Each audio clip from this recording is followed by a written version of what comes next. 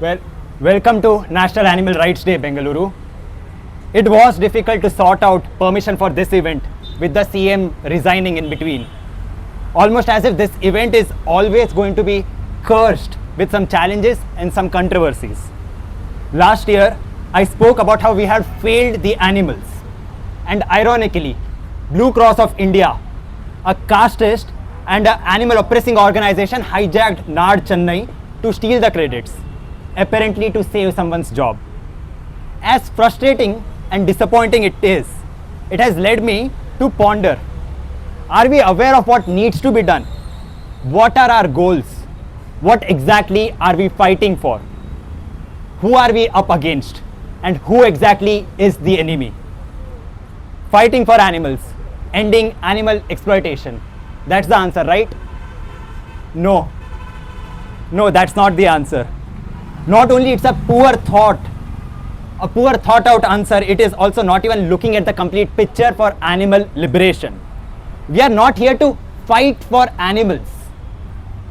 That's not the goal. That's an incomplete sentence.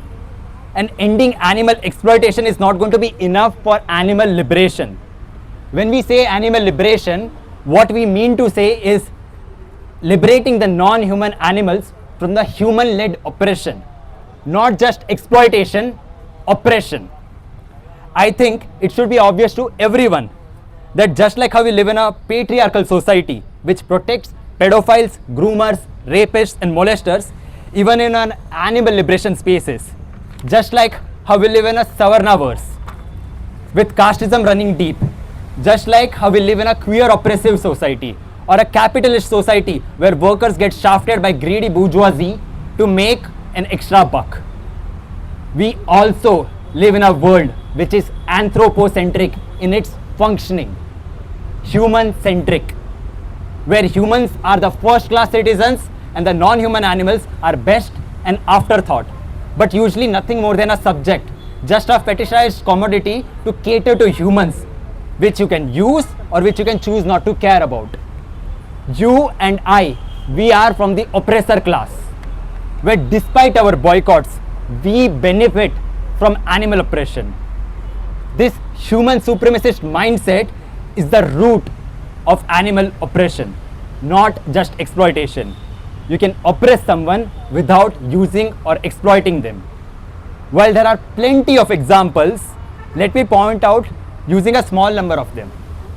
Last year, when the dishonorable Supreme Court announced to put dogs in concentration camps, while they were also calling them as strays, as if dogs are misplaced and not displaced, is locking animals up in shelter pounds, or better known as concentration camps, and taking away their freedom not a violation of animal liberation? Is that not anthropocentrism manifesting itself? Oppression? Yes. Exploitation? Not really. The glue traps used to catch rodentials, that's not exploitation, and yet it is a reflection of anthropocentrism.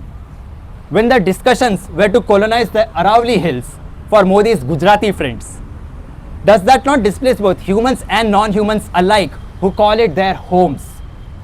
While the left hardly begins to think that non-human animals can and often face the similar struggles as marginalized humans, we animal liberationists did not join in masses to push back against that. It was Dalits, it was Adivasis, it was environmentalists who raised their voices, the same group whom we judge and whom we disregard. No doubt some of them were operating under anthropocentric reasons, but that was yet another important intersection where we should have built bridges. The fight of Jal Jangal Zameen is a fight that concerns indigenous humans as well as non-human animals, both of them. And to ignore it is not only to truly explore how deep the roots of anthropocentrism spans. Where aruppum, villangina vadam, where aruppum. That will slash the roots of speciesism.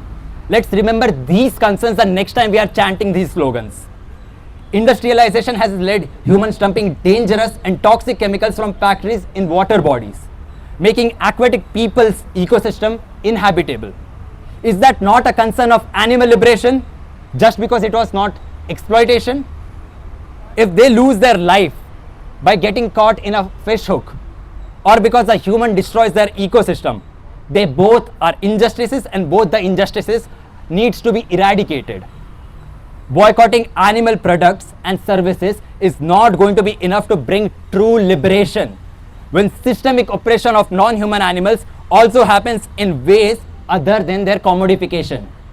It's almost as if boycott all animal products and services was a statement someone came up with and plastered all over social media because it sounded cool, but had zero understanding of anything about liberation.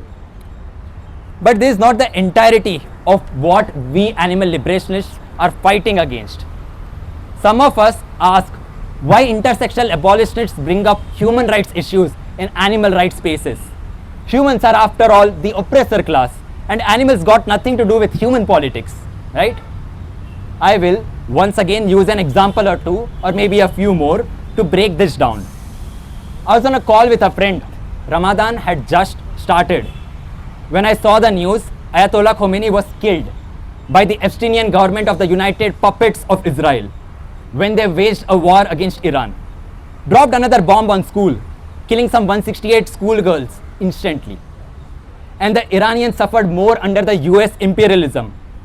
But tell me, did the bombs not kill the Iranian animals too?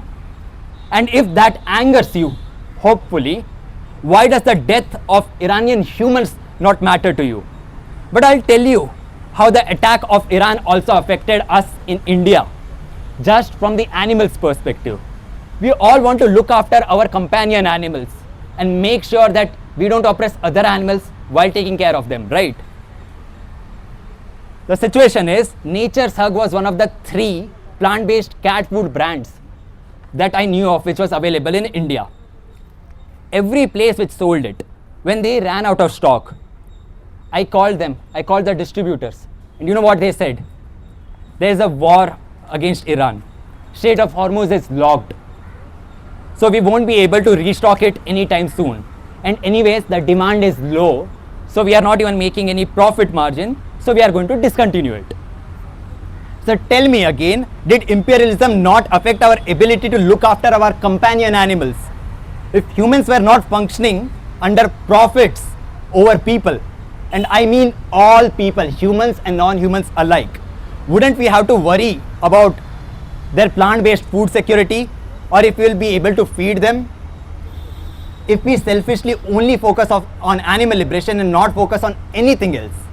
There is yet another example from Iran. Last year, 170 cities across the world participated in NARD. 17 of those cities were Iranian cities. 10% of all the cities that participated. Iran was the country with the second highest number of cities participating in it. This year, due to the US and Israel-led war, not a single Iranian city is participating in the event. Who knows how many animal liberationists lost their lives? Did not affect our praxis for animal liberation. This should serve as a reminder that when the imperial power decides to meddle, non-human animals are adversely affected too. Because while animals got nothing to do with human politics, they were and still are being done dirty because of human politics. And in an anthropocentric world, human concerns concern the non-human animals as well.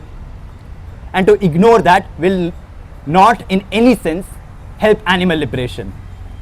I feel quite disgusted to speak about our Iranian comrades in a selfish fashion.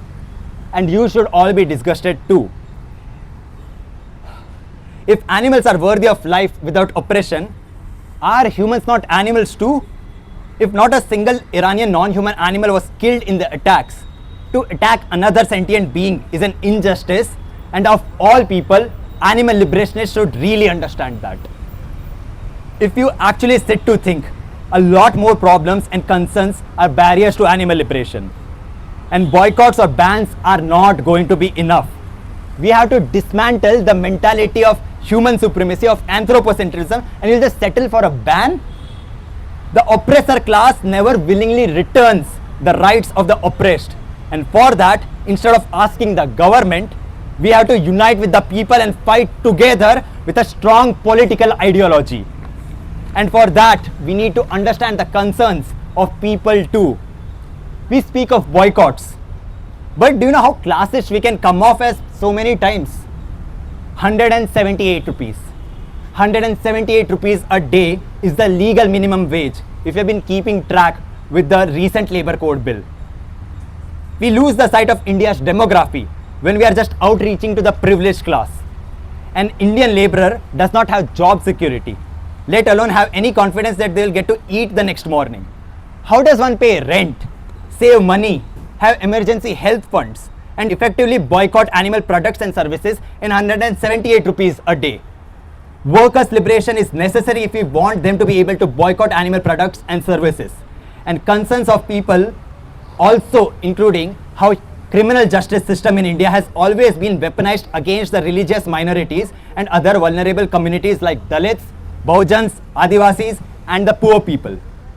I'm tired of saying that I'm a left animal liberationist as to why the Venn diagram of both is not a perfect circle.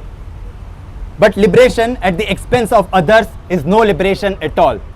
And that is a message for animal liberationists, and that is a message for the left wing as well, be it humans or non-humans.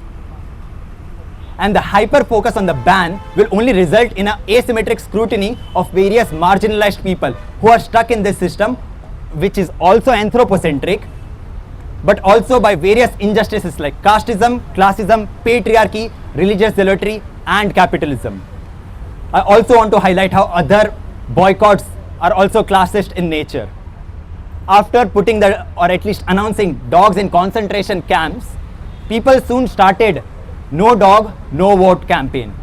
Special intensive revision, a backdoor for CAA, NRC is going on, where multiple lakhs of people are getting disenfranchised, losing their right to vote in the largest democracy, mostly affecting Dalits, Bahujans, Adivasis, religious minorities like Christians and Muslims, most of them women. Does animal liberation not sound ultra classist when we chant for and campaign no dog, no vote?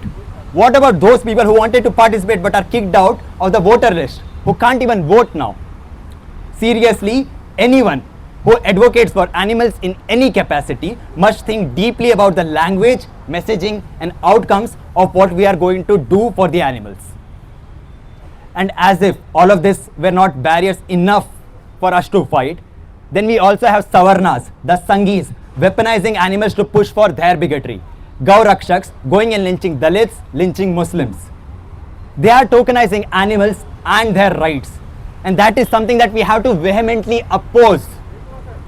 And yet our activism sphere have people under the Savarna banner. Jesus! I am suspicious of all of these Savarna activists who claim to be allies and anti-castes who fail to push back against casteism. Progress towards animal liberation is heavily suppressed by brahminical vegetarianism. And even though we can say that this is not vegetarianism, our messaging is heavily Savarna coded. And throwing our hands in the air saying Gaurakshaks don't represent us is not a viable solution. Our fight cannot exclude the fearless condemnation of those who weaponize animal rights for their bigotry, be it an animal oppressing Sanghi or a pedophile activist who uses animal liberation as a moral cover for their disgusting actions. A similar thing is done by the Brahmins of West Asia, the Zionists. The settler colonial state of Israel has been vegan washing its image, claiming how it has the most vegan army in the world, weaponizing animal emancipation to occupy Palestine and to commit genocide against the indigenous population. NARD, by the way, was started by a genocidal maniac and a mass murderer who previously served in the terrorist militia called the Israeli Occupation Forces. The Israeli missiles do not discriminate between a Palestinian human and a Palestinian non-human. Both are worthy of liberty, both starved of justice. When the aggressor don't discriminate whom they are going to obliterate, why must we discriminate whose rights we are going to fight for? We must not tolerate colonization or mass starvation or genocide. A true revolution for the liberation for everyone cannot stay silent against Zionism. Your silence is condemnation. For a people so obsessed with boycotting products, you can start with boycotting those companies which fund the land of milk and honey. Zionism, casteism, classism, patriarchy, corporate loot, colonization, imperialism, suppression of workers' rights, environmental destruction, land grabbing, deforestation are just some of the many barriers that we have to tear down to finally get rid of anthropocentrism. To achieve animal liberation, join the fight for collective liberation to abolish injustice for everyone, now that you know thy enemy. Thank you.